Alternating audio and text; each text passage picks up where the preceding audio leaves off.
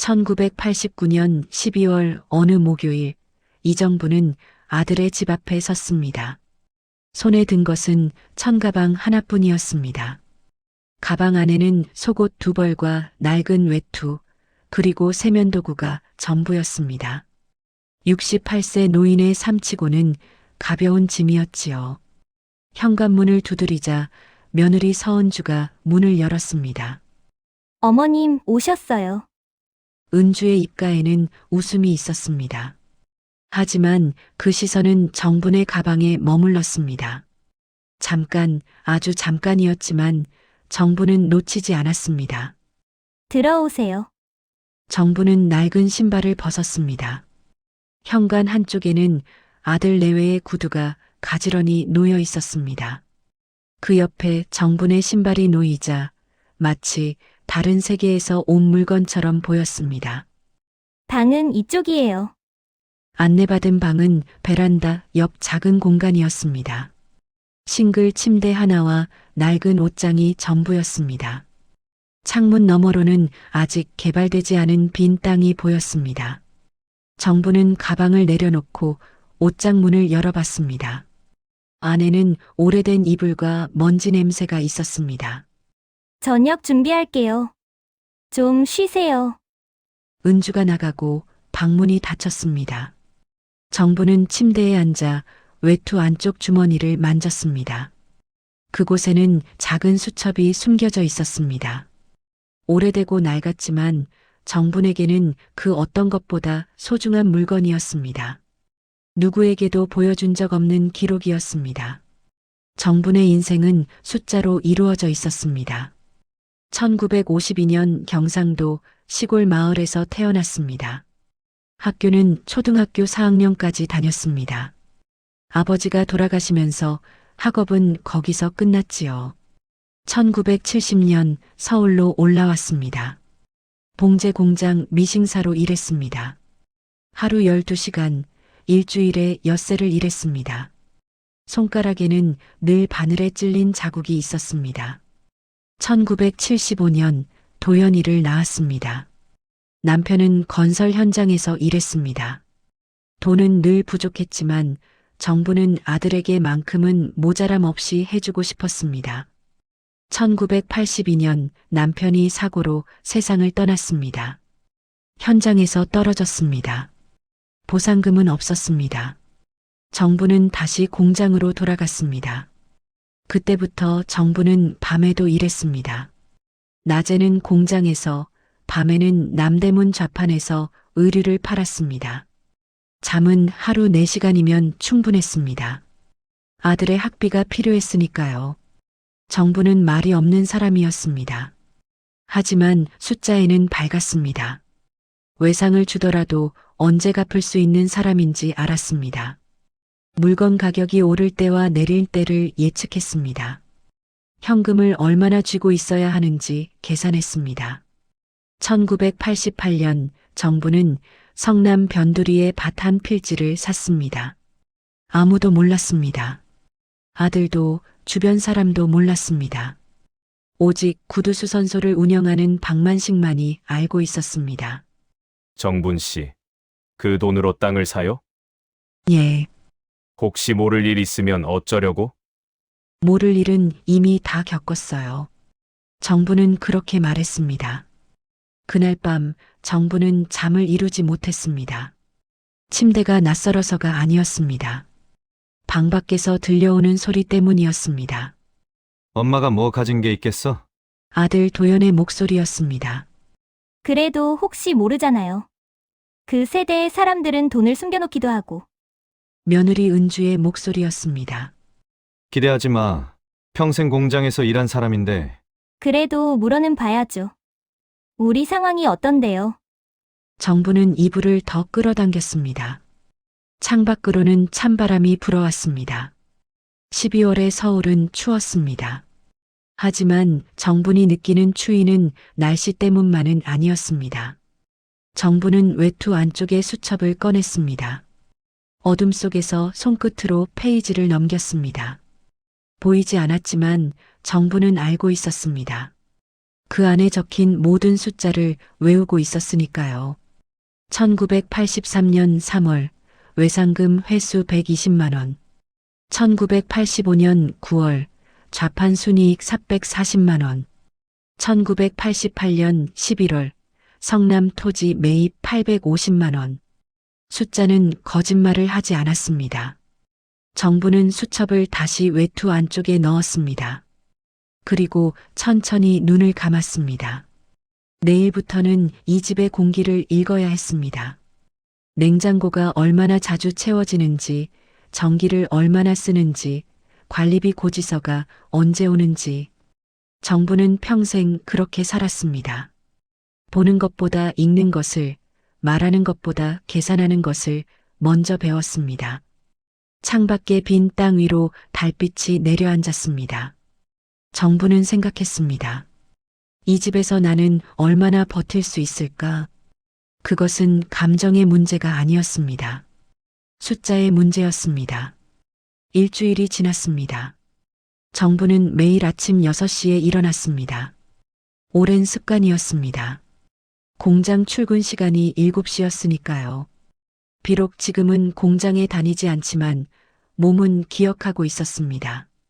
부엌으로 가면 은주가 먼저 나와 있었습니다. 어머님, 주무셨어요? 응. 식사 준비할게요. 정부는 고개를 저었습니다. 괜찮다. 나는 나중에 알아서 먹을게.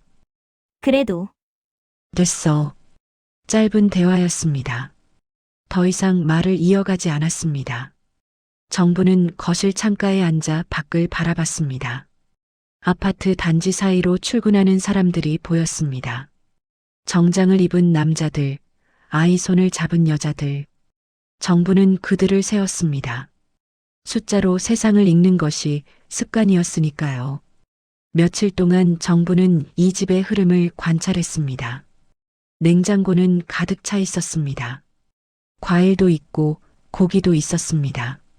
하지만 현관 옆 신발장 위에는 관리비 고지서가 2달치 쌓여 있었습니다. 거실 장식장에는 비싼 도자기가 놓여 있었습니다. 하지만 전화기 옆 메모지에는 대출 상환일이라는 글씨가 적혀 있었습니다. 도연은 저녁 9시가 넘어서야 들어왔습니다. 얼굴에는 피곤함이 묻어 있었습니다. 다녀왔습니다. 고생했어. 은주가 현관으로 나갔습니다. 정부는 거실에 앉아 있었습니다. 도연은 정분을 보고 잠깐 멈칫했습니다. 그러고는 방으로 들어갔습니다. 정부는 그 표정을 읽었습니다. 불편함이었습니다. 열흘째 되는 날 저녁 은주가 조심스럽게 말을 꺼냈습니다. 어머님, 응? 혹시 예전에 저축 같은 거 해두신 것 없으세요? 정부는 TV를 보고 있었습니다. 시선을 돌리지 않았습니다. 없어. 아, 그게 아니라 요즘 정리하면 이자도 괜찮다고 해서요. 없다니까. 은주의 목소리가 조금 높아졌습니다. 어머님, 저희가 물어보는 건 어머님 생각해서 그러는 거예요. 혹시라도 나중에 필요하실 때. 필요한 건 없어. 정부는 자리에서 일어났습니다. 방으로 들어갔습니다. 문을 닫는 순간 거실에서 한숨소리가 들렸습니다.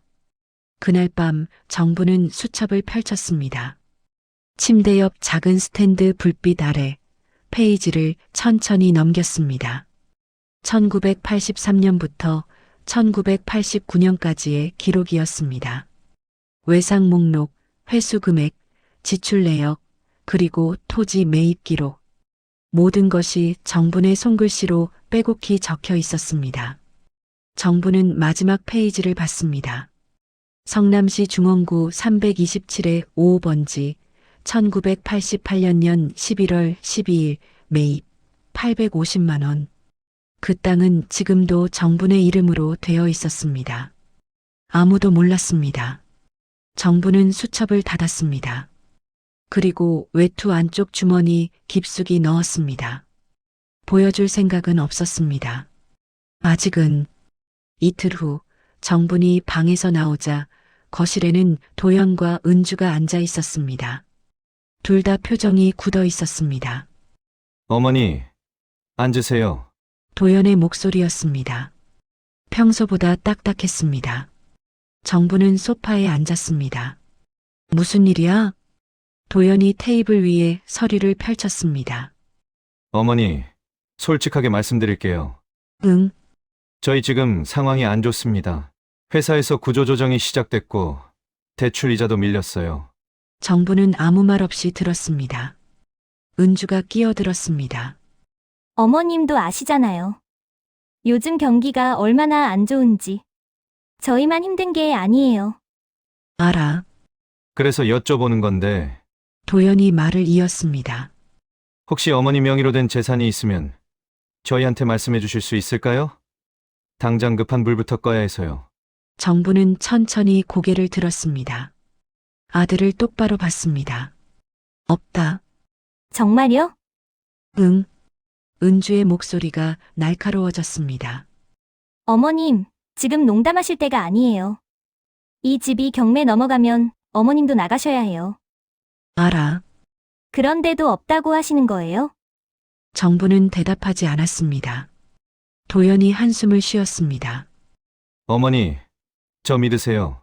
아들이에요. 아들. 제가 뭐 어머니 재산 뺏으려고 그러는 것 같아요?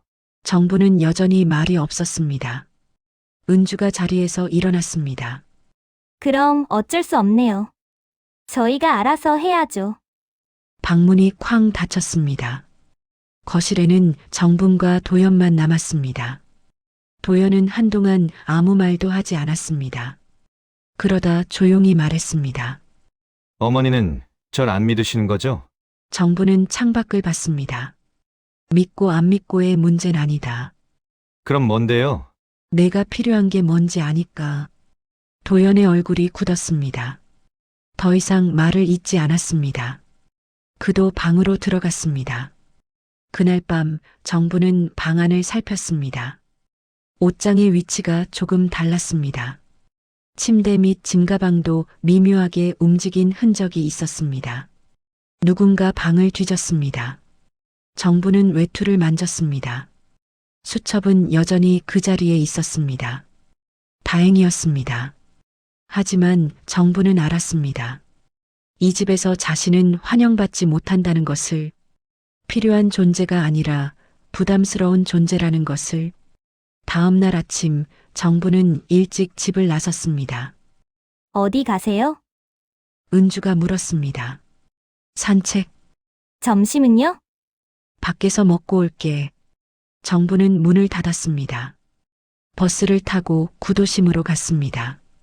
오래된 골목 사이 작은 구두 수선소가 있었습니다. 박만식이 앞치마를 두르고 구두를 손질하고 있었습니다. 정분 씨. 만식 씨, 앉아요. 차 줄까? 괜찮아요. 정부는 낡은 의자에 앉았습니다. 두 사람은 한동안 말없이 있었습니다. 만식이 먼저 입을 열었습니다. 아들네 집에 들어갔다며? 응, 어때? 정부는 대답하지 않았습니다. 만식이 고개를 끄덕였습니다. 그럴 줄 알았어. 뭘? 그 집 애들 돈 문제로 힘들다는 소문 들었어. 요즘 건설 경기가 안 좋거든. 정부는 창밖을 봤습니다. 만식이 조심스럽게 물었습니다. 땅 얘기는 했어. 아니, 왜? 때가 아니야. 언제가 때인데? 정부는 천천히 말했습니다. 사람이 급할 때는 사람을 안 봐요. 돈만 보지. 만식은 더 이상 묻지 않았습니다. 정부는 해질 무렵에야 집으로 돌아왔습니다. 현관문을 열자 집안이 조용했습니다. 은주가 거실에 앉아 있었습니다. 어머님, 응, 오늘 어디 다녀오셨어요? 그냥 좀 걸었어. 은주는 정분을 한참 바라봤습니다. 그러고는 입을 열었습니다. 어머님, 저희가 어머님한테 뭘 잘못했나요? 정부는 신발을 벗으며 대답했습니다. 아니다. 아니, 그럼 왜 저희를 안 믿으세요? 믿는다. 그럼 왜 도와주시지 않으세요? 정부는 은주를 받습니다. 내가 뭘 도와줘? 어머님도 아시잖아요. 저희 상황. 알아.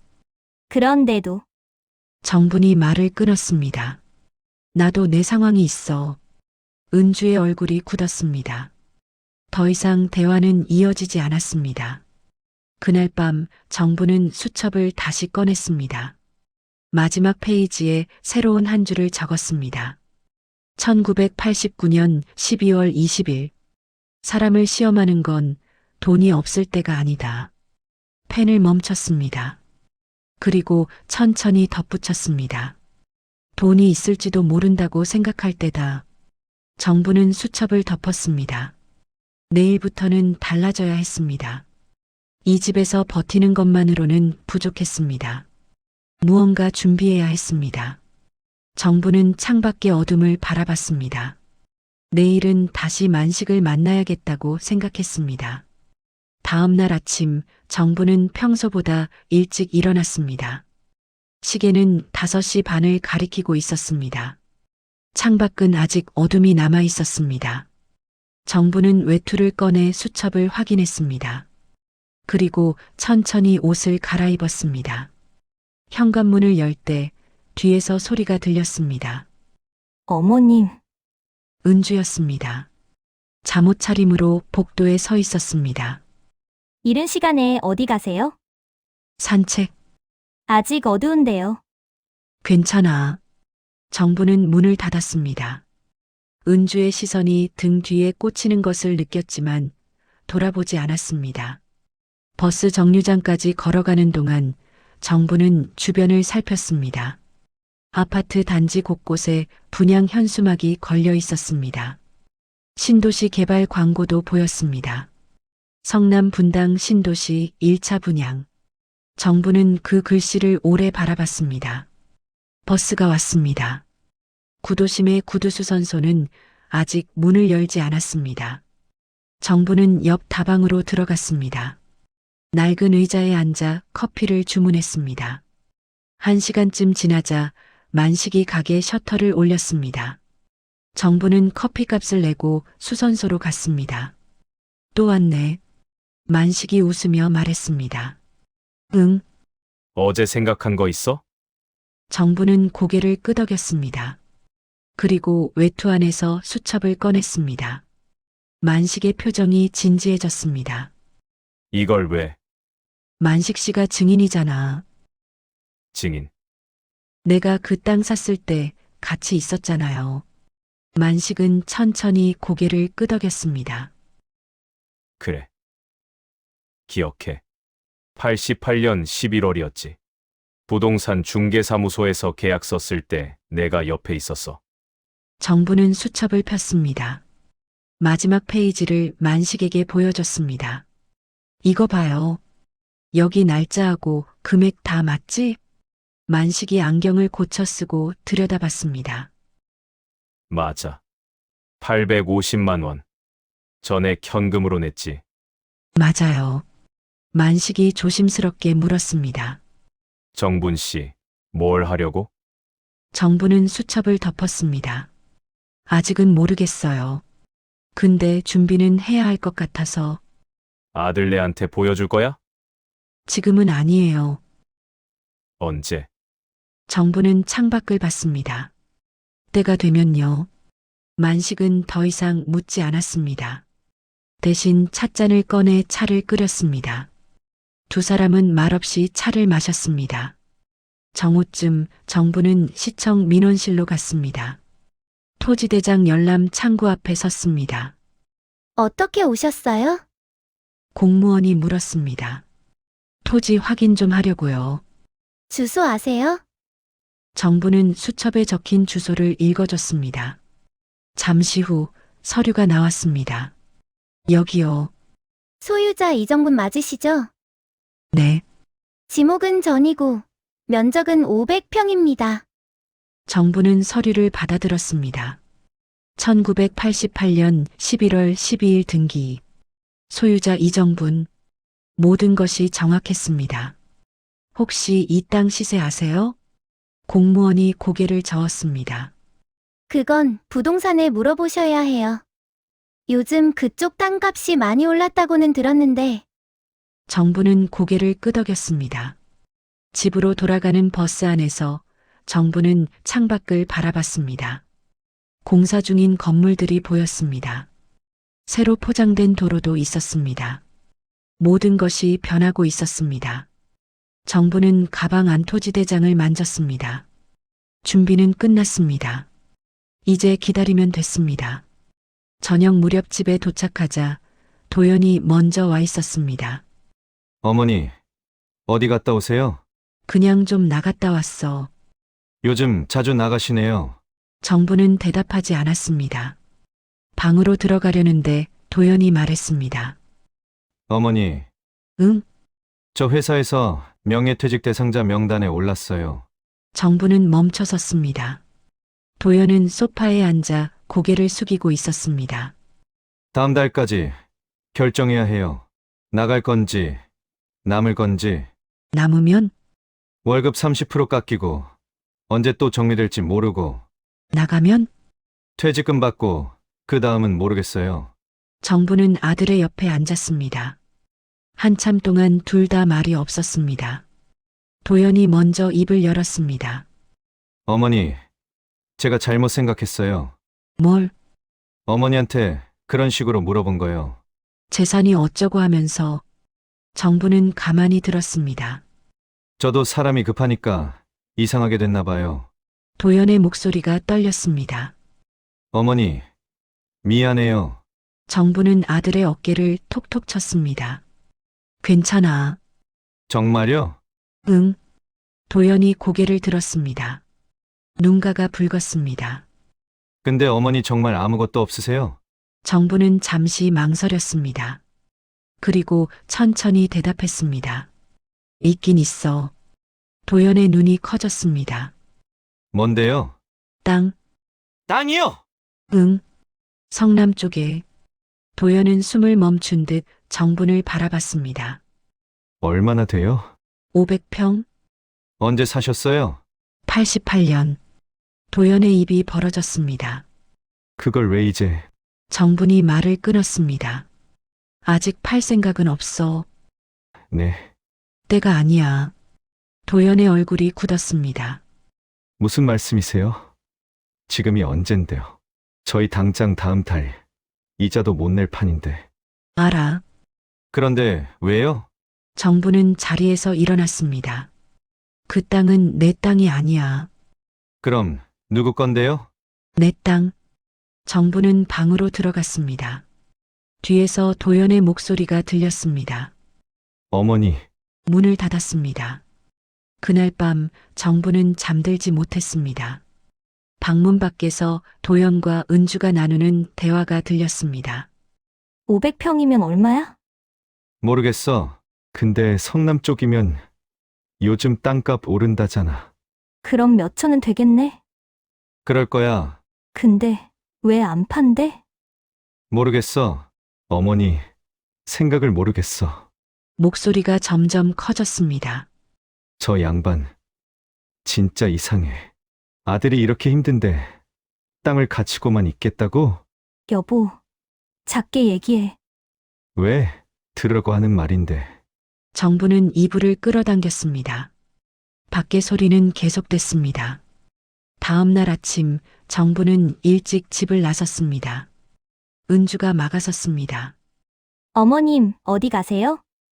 산책, 어제 말씀하신 땅 얘기 좀 더 해요. 나중에. 언제요? 정부는 대답하지 않고 문을 열었습니다. 은주가 팔을 잡았습니다. 어머님, 저희 진짜 급해요. 제발 좀 도와주세요. 정부는 은주의 손을 천천히 떼어냈습니다. 급한 건 나도 마찬가지야. 어머님은 뭐가 급하세요? 혼자 사시는데. 정부는 은주를 똑바로 봤습니다. 혼자 사는 게 더 급해. 그리고 문을 나섰습니다. 정부는 만식의 가게로 갔습니다. 만식이 물었습니다. 말했어? 응, 뭐래? 팔래? 당연하지. 근데 넌 정부는 고개를 저었습니다. 아직은 안 돼. 왜?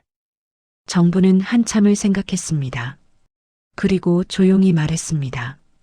사람이 급할 때 내놓는 건 나중에 후회해요. 만식이 고개를 끄덕였습니다.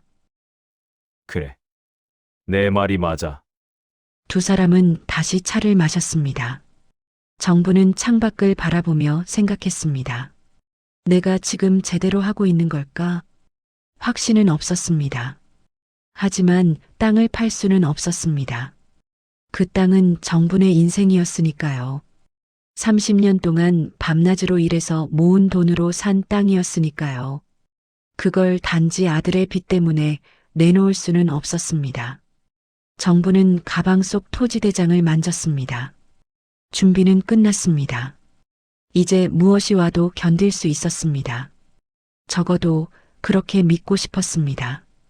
사흘이 지났습니다. 정부는 여전히 집을 일찍 나가고 늦게 들어왔습니다. 아들 내외와 마주치는 시간을 줄이려는 것이었습니다.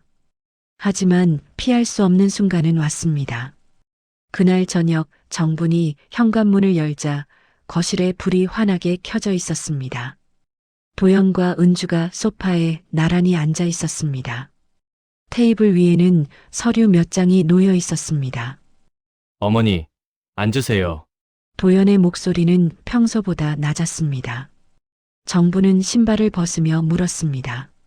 무슨 일이야? 앉으시면 말씀드릴게요. 정부는 마주 보이는 의자에 앉았습니다. 도연이 서류를 밀어보냈습니다. 이거 보세요. 정부는 서류를 집어들었습니다. 토지 매매 의뢰서. 정분의 손이 미세하게 떨렸습니다. 이게 뭐야? 은주가 대신 대답했습니다. 부동산에서 받아온 거예요. 어머님 땅 시세 확인했어요. 누가 확인하래? 도연이 말했습니다. 어머니, 저희가 알아봤어요. 그 땅 지금 평당 200만 원 넘어요. 정부는 서류를 내려놓았습니다. 그래서 팔면 10억은 넘어요. 알아. 은주의 목소리가 높아졌습니다. 아시면서 왜 가만히 계세요? 저희 당장 다음 주에 이자 못 내면 집 경매 넘어가요. 정부는 대답하지 않았습니다. 도연이 앞으로 몸을 숙였습니다. 어머니, 제발 좀 도와주세요. 저 정말 막막해요. 땅 다 팔라는 것도 아니에요. 반만 팔아서 저희 빚 정리하게 해주세요. 정부는 천천히 고개를 들었습니다. 안 돼. 왜요? 그 땅은 내가 평생 모아서 산 거야. 은주가 비웃듯 말했습니다. 평생 모았으면 뭐해요? 아들 망하는데. 정분이 은주를 똑바로 봤습니다. 내 남편이 망하는 건 내 땅 때문이 아니야. 은주의 얼굴이 붉어졌습니다. 지금 뭐라고 하신 거예요? 사실을 말한 거야. 도연이 끼어들었습니다. 어머니, 그게 무슨 말씀이세요? 정부는 자리에서 일어났습니다. 나는 너한테 빚지고 산 적 없어. 누가 빚졌다고 했어요? 그럼 왜 당연하다는 듯이 내 땅을 팔라고 해? 도연이 벌떡 일어섰습니다. 당연한 거 아니에요. 저 어머니 아들이잖아요. 아들이면 뭐든지 할 수 있어? 그럼 어머니는 아들 망하는 거 보고만 계실 거예요? 정부는 침묵했습니다. 도연의 목소리가 떨렸습니다. 어머니, 저 정말 막막해요. 회사에서는 나가라 그러고, 빚쟁이들은 매일 전화하고, 그래서 내 땅을 내놓으라고? 네, 맞아요. 어머니, 땅밖에 없어요. 정부는 천천히 말했습니다. 내 땅은 내가 쓸 데가 있어. 은주가 비아냥거렸습니다. 어디 쓸 데가 있으세요? 혼자 사시는데. 정부는 대답하지 않았습니다. 은주가 계속 말했습니다. 어차피 나중에 다 도연이 받을 거잖아요. 지금 주나 나중에 주나 똑같은 거 아니에요? 정분의 목소리가 낮아졌습니다. 똑같지 않아. 뭐가 다른데요? 지금 주면 내가 쓰고 나중에 주면 내가 쓰지. 은주의 얼굴이 일그러졌습니다. 뭐라고요? 지금 도연이 은주를 말렸습니다. 여보, 진정해. 하지만 은주는 멈추지 않았습니다. 아니에요. 저 못 참겠어요. 저희가 지금 얼마나 힘든지 아세요? 정분이 조용히 대답했습니다. 알아. 아시면서 왜 도와주시지 않으세요? 도와주는 게 땅 파는 것만은 아니야. 그럼 뭐예요? 말만 하시는 거예요? 정부는 자리에서 일어났습니다. 나 방에 들어갈게. 도연이 팔을 잡았습니다. 어머니, 제발요. 한 번만 생각해 주세요. 정부는 도연의 손을 천천히 떼어냈습니다. 생각 많이 했어. 그래서요? 안 된다. 도연의 눈에 눈물이 맺혔습니다. 어머니, 저 정말 죽을 것 같아요. 정부는 아들을 바라봤습니다. 한참을 그렇게 서 있다가 조용히 말했습니다. 사람은 쉽게 안 죽어. 그리고 방으로 들어갔습니다. 문이 닫히자마자 밖에서 소리가 터졌습니다. 미쳤어. 진짜 미쳤어. 은주의 목소리였습니다. 여보, 진정해. 어떻게 진정해요? 10억이 있는데 안 준다고? 친아들한테. 저 사람 제정신 아니에요. 아니면 원래 그런 사람이었어요? 은주야, 뭐예요? 당신도 답답하지 않아요? 저렇게 냉정한 어머니 처음 봐요. 정부는 문에 등을 기댔습니다. 바깥의 소리가 계속 들렸습니다. 나 못 살아. 진짜 못 살아. 저런 시어머니랑 같은 집에서 어떻게 살아요? 여보, 목소리 좀 낮춰. 왜요? 들으라고 하는 말인데. 어차피 저 양반 귀도 안 어두우시잖아요. 발소리가 멀어졌습니다. 방문이 쾅 닫히는 소리가 들렸습니다. 정부는 천천히 바닥에 주저앉았습니다. 한참 후 조용해진 거실로 나왔습니다. 도연이 소파에 앉아 고개를 숙이고 있었습니다. 정부는 부엌으로 가서 물을 마셨습니다. 도연이 말했습니다. 어머니, 정말 안 되는 거예요? 정부는 컵을 내려놓았습니다. 응. 왜요? 정부는 도연을 봤습니다. 내가 그 땅의 의미를 몰라서 그래. 무슨 의미요? 그건 정부는 말을 멈췄습니다. 설명할 수 없었습니다. 30년 동안 밤낮으로 일하며 모은 돈, 외상장부를 들고 골목을 뛰어다니던 날들, 좌판 앞에서 동상 걸린 발을 주무르던 겨울밤들, 그 모든 것이 그 땅에 들어 있었습니다. 하지만 말로 할 수 없었습니다. 도연이 고개를 저었습니다. 어머니는 저보다 그 땅이 더 소중하신 거죠? 정부는 대답하지 못했습니다. 도연이 일어섰습니다. 알겠어요. 이제 기대 안 할게요. 도연아, 됐어요. 어머니 마음대로 하세요. 도연도 방으로 들어갔습니다. 정부는 혼자 거실에 남았습니다. 테이블 위에 서류를 집어들었습니다. 토지 매매 의뢰서, 예상 매매가 10억 원. 정부는 서류를 천천히 찢었습니다. 한 번, 두 번, 여러 번. 작은 조각들이 테이블 위에 흩어졌습니다. 정부는 그것들을 쓰레기통에 버렸습니다. 그리고 방으로 돌아왔습니다. 침대에 누웠지만 잠이 오지 않았습니다. 창밖에서는 차가운 바람 소리가 들렸습니다. 정부는 천장을 보며 생각했습니다. 내가 잘못한 걸까? 확신은 없었습니다. 하지만 후회도 없었습니다. 그 땅은 팔 수 없었습니다. 아직은. 정부는 눈을 감았습니다. 내일은 또 어떤 날이 올까요? 알 수 없었습니다. 다만 한 가지는 확실했습니다. 이 집에서의 시간이 점점 끝을 향해 가고 있다는 것. 일주일이 지났습니다. 집안의 공기는 차갑게 굳어 있었습니다. 정부는 여전히 일찍 집을 나가고 늦게 들어왔습니다. 도연과 은주도 정분을 피했습니다. 아침 식탁에서 마주쳐도 인사는 없었습니다. 다녀오겠습니다. 대답 없는 말들만 오갔습니다. 어느 날 저녁 정분이 집에 들어서자 거실이 어두웠습니다. 불을 켜려는데 안방에서 은주의 목소리가 들렸습니다. 그래서 지금 돈이 없다니까요. 전화 통화였습니다. 네. 알아요. 근데 어떻게 해요? 시어머니가 안 준다는데 10억 있어요. 땅이.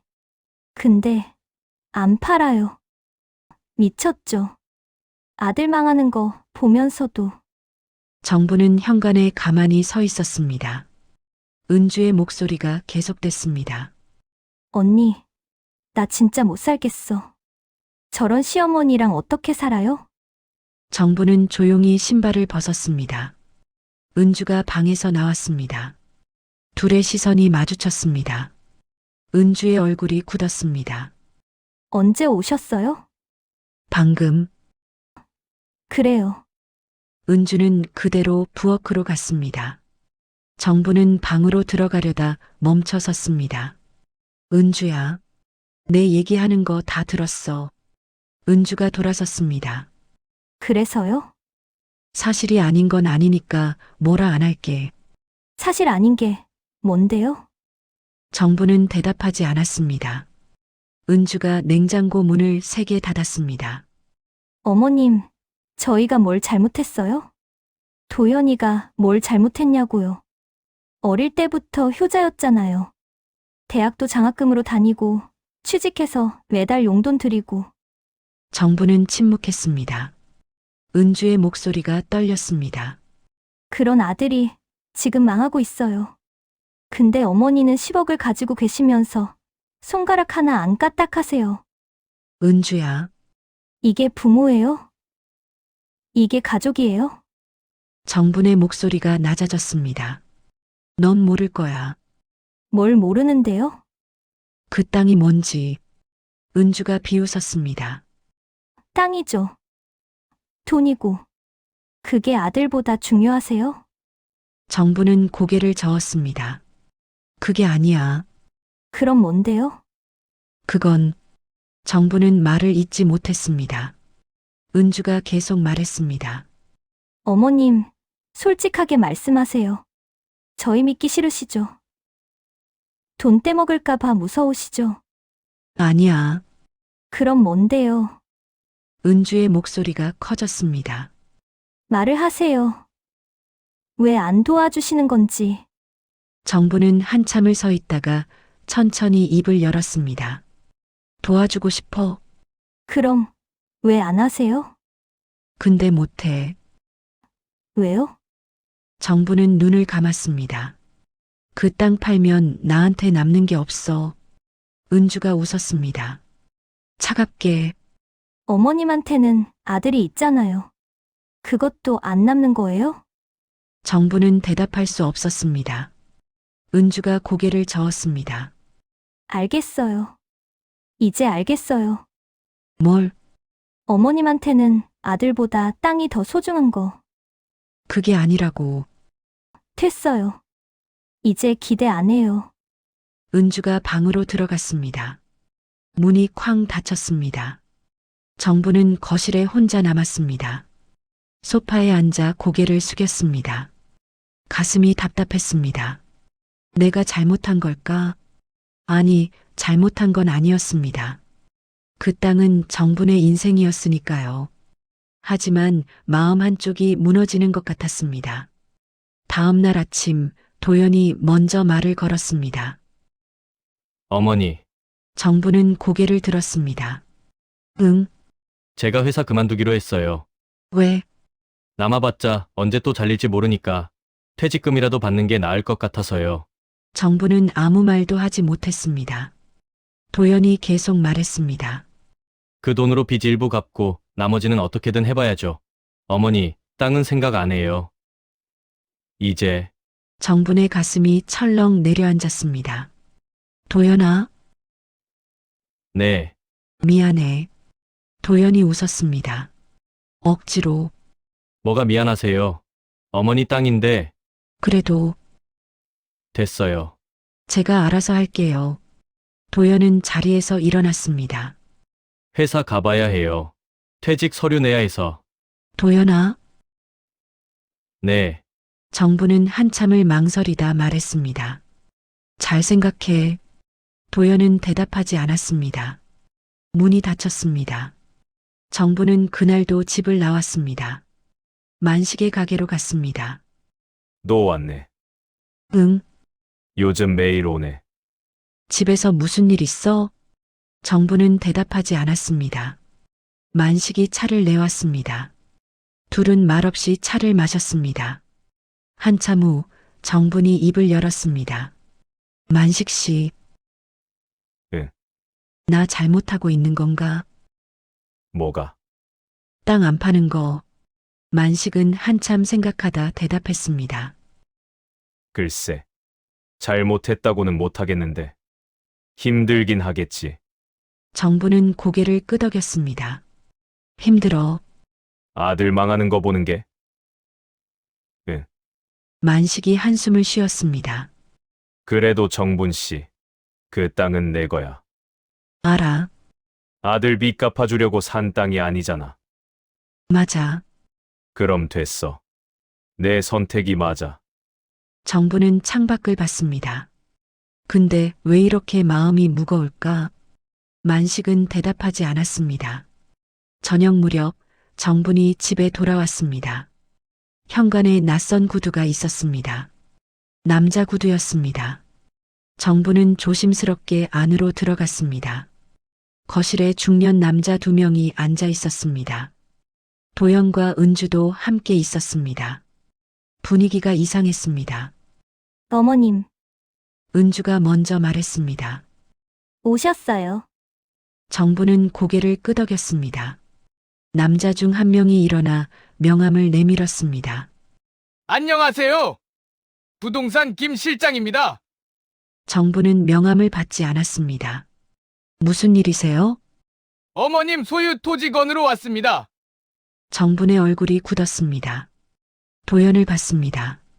도연은 시선을 피했습니다. 정분이 천천히 물었습니다. 누가 부른 거야? 은주가 대답했습니다. 제가 불렀어요. 왜? 어머님 땅 팔아야 하잖아요.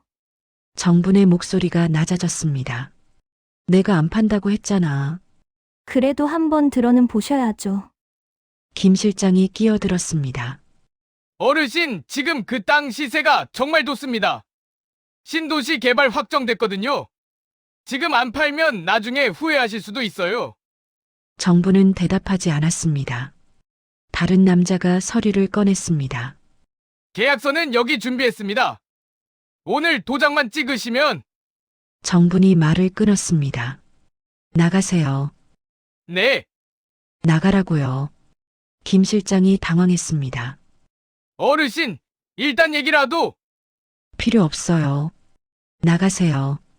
은주가 일어섰습니다. 어머님, 너도 입 다물어. 지금 뭐 하시는 거예요? 저희가 얼마나 간절한지 아세요?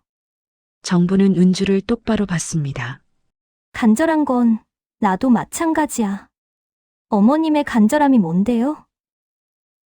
돈 쌓아두고 사는 거요? 정분의 목소리가 떨렸습니다. 내가 평생 일한 거야. 그게 뭐가 나빠? 아들이 망하는데도요? 어머님, 이게 부모예요? 정부는 대답할 수 없었습니다. 김 실장이 조심스럽게 말했습니다. 어르신들 가족끼리 천천히 얘기하시죠. 저희는 이만. 네, 나가세요. 정분의 목소리는 단호했습니다.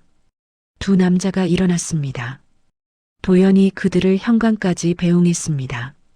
거실에는 정분과 은주만 남았습니다. 은주가 울음을 터뜨렸습니다. 왜 이러세요, 왜? 정부는 아무 말도 하지 않았습니다. 도연이 돌아왔습니다. 셋은 한동안 침묵 속에 서 있었습니다. 도연이 먼저 입을 열었습니다. 어머니, 저 이제 이 집 나갈게요. 정분의 눈이 커졌습니다. 뭐라고? 저희가 나가요. 어머니랑은 더 이상 못 살겠어요. 정분의 입술이 떨렸습니다. 도연아, 미안해요, 어머니. 근데 저도 한계예요. 도연은 방으로 들어갔습니다. 은주도 따라 들어갔습니다. 정부는 거실에 혼자 남았습니다. 무릎이 풀렸습니다. 소파에 주저앉았습니다. 가슴이 무너져 내리는 것 같았습니다. 이게 내가 원한 걸까? 대답할 수 없었습니다. 창밖으로 어둠이 내렸습니다. 정부는 그 어둠을 오래 바라봤습니다. 일주일이 지났습니다. 도영과 은주는 정말로 집을 나갔습니다. 짐을 꾸리는데 사흘이 걸렸습니다. 정부는 그 모습을 가만히 지켜봤습니다. 마지막 날 도연이 현관에서 말했습니다. 어머니, 건강하세요. 정부는 고개를 끄덕였습니다. 너도. 그게 전부였습니다. 문이 닫혔습니다. 발소리가 복도를 따라 멀어졌습니다. 엘리베이터 소리가 들렸습니다. 그리고 조용해졌습니다. 정부는 빈 거실에 섰습니다. 소파는 그대로였습니다. 식탁도 그대로였습니다. 하지만 집은 달라져 있었습니다. 너무 넓었습니다. 너무 조용했습니다. 정부는 안방 문을 열어봤습니다. 침대 위에는 이불이 개켜져 있었습니다. 옷장은 비어 있었습니다. 작은 방도 마찬가지였습니다. 정부는 문을 닫았습니다. 며칠 동안 정부는 집 밖으로 나가지 않았습니다.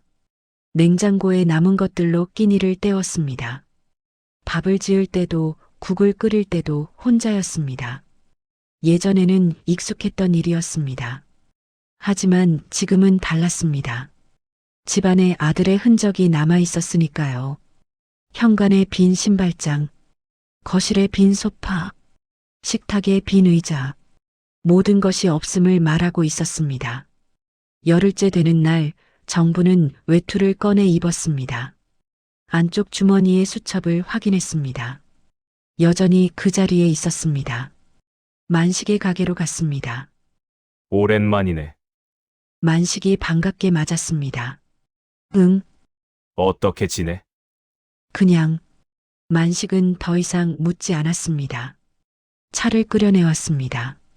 두 사람은 말없이 차를 마셨습니다. 한참 후 정분이 입을 열었습니다. 만식 씨. 응. 내가 잘한 걸까? 만식은 잠시 생각했습니다. 잘했다 못했다 할 수 있는 일이 아니야. 그럼 뭔데? 내가 선택한 거지. 정부는 고개를 끄덕였습니다. 맞아. 내가 선택했어. 후회. 정부는 대답하지 못했습니다. 후회하는지 안 하는지 알 수 없었습니다. 다만 가슴 한쪽이 텅 빈 것 같았습니다. 집으로 돌아오는 길에 정부는 부동산 앞을 지나쳤습니다. 유리창에 붙은 매물 광고들이 보였습니다. 성남 중원구 토지 매매. 정부는 발걸음을 멈췄습니다. 한참을 그 광고를 바라봤습니다. 그러다 천천히 걸음을 옮겼습니다. 겨울이 깊어졌습니다. 정부는 여전히 혼자 살았습니다. 가끔 도연에게서 전화가 왔습니다. 어머니, 잘 지내세요? 응, 몸은 괜찮으세요? 응, 그럼 또 연락드릴게요. 그래. 짧은 통화였습니다. 정부는 전화를 끊고 창밖을 바라봤습니다. 눈이 내렸습니다. 하얗게 쌓인 눈 위로 사람들이 걸어갔습니다. 정부는 그들을 오래 바라봤습니다. 어느 날 정부는 수첩을 꺼냈습니다. 마지막 페이지를 펼쳤습니다. 1989년 12월 20일. 사람을 시험하는 건 돈이 없을 때가 아니라 있을지도 모른다고 생각할 때다. 그 아래 빈 줄이 있었습니다. 정부는 펜을 들었습니다. 한참을 망설이다 천천히 적었습니다. 1990년 1월 15일. 나는 내 선택을 지켰다. 대신 아들을 잃었다. 펜을 멈췄습니다. 그리고 다시 적었습니다. 잃은 건지 놓아준 건지는 아직 모르겠다. 정부는 수첩을 덮었습니다. 그날 밤 정부는 잠들지 못했습니다. 침대에 누워 천장을 바라봤습니다. 머릿속에는 여러 가지 생각이 떠올랐습니다. 30년 전 처음 서울에 올라왔을 때 미싱사로 일하며 손가락에 바늘 자국이 생기던 날들. 남대문 좌판에서 추위에 떨던 밤들. 그리고 땅을 샀던 날. 부동산 사무소에서 계약서에 도장을 찍던 순간. 이제 내 것이 생겼다. 그때의 기쁨을 기억했습니다. 하지만 지금은 달랐습니다. 그 땅이 여전히 자신의 것이었지만 기쁘지 않았습니다. 대신 무거웠습니다. 다음 날 아침 정부는 창문을 열었습니다. 찬 공기가 들어왔습니다. 겨울이 끝나가고 있었습니다. 곧 봄이 올 것입니다. 정부는 생각했습니다. 봄이 오면 뭐가 달라질까? 아마 아무것도 달라지지 않을 것입니다. 여전히 혼자일 것이고 여전히 이 집에 살 것입니다. 하지만 정부는 알고 있었습니다. 자신이 달라졌다는 것을. 무엇이 달라졌는지는 정확히 말할 수 없었습니다. 다만 예전의 자신으로는 돌아갈 수 없다는 것을 알았습니다. 정부는 외투를 입고 집을 나섰습니다. 어디로 갈지 정하지 않았습니다. 그냥 걷고 싶었습니다. 거리를 따라 걸었습니다. 사람들이 지나갔습니다. 출근하는 사람들, 장을 보러 가는 사람들, 학교 가는 아이들, 모두 각자의 삶을 살고 있었습니다. 정분도 자신의 삶을 살고 있었습니다. 혼자였지만 살아 있었습니다. 버스 정류장 앞을 지날 때 정부는 멈춰 섰습니다. 성남행 표지판이 보였습니다. 정부는 한참을 그것을 바라봤습니다. 그리고 천천히 고개를 저었습니다. 아직은 아니었습니다. 아직은 그 땅을 볼 준비가 되지 않았습니다. 정부는 다시 걸음을 옮겼습니다. 저녁 무렵 집으로 돌아왔습니다. 현관문을 열자 어둠이 맞았습니다. 불을 켰습니다. 빈 거실이 환하게 드러났습니다. 정부는 소파에 앉았습니다. 그리고 생각했습니다. 나는 지금 어디에 있는 걸까? 아들을 보냈습니다. 땅은 지켰습니다. 무엇을 얻었고 무엇을 잃었는지 분명하지 않았습니다. 하지만 한 가지는 확실했습니다. 정부는 여전히 여기 있었습니다. 살아 있었습니다. 숨쉬고 있었습니다. 그것으로 충분한지는 모르겠지만 그것이 전부였습니다. 정부는 창밖을 바라봤습니다.